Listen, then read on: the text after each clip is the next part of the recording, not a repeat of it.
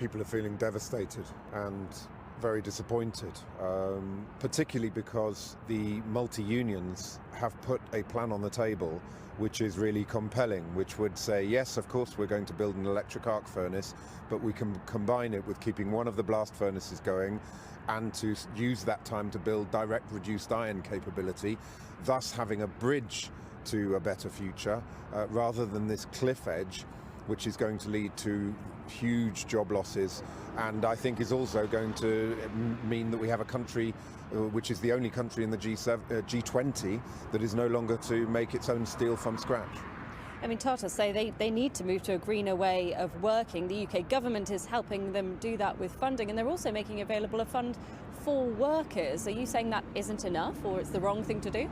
Well, nobody disagrees that we need to decarbonise and we need to move to that different way of making steel. The question is how you do it. Do you have a bridge or do you have a cliff edge? We are clearly in favour of having a phased transition which can make sure that we move to a better future whilst keeping our customer base. One of our biggest worries is, with the electric arc furnace only model, are we going to be able to make all the grades and qualities of steel that the current customers are demanding? And of course, are we then going to have the versatility to be able to embrace the opportunities of the future? So I think that it's right that the government supports Tata Steel. The question is, what kind of deal did they do? Why were there not more strings attached to it?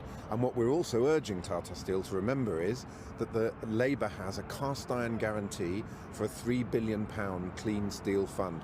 I hope that there will be a general election this year and that there will be a Labour government, and if there is, Tata Steel will find a completely different partner in 10 Downing Street in Keir Starmer, who really wants to work and support and has the investment to do that.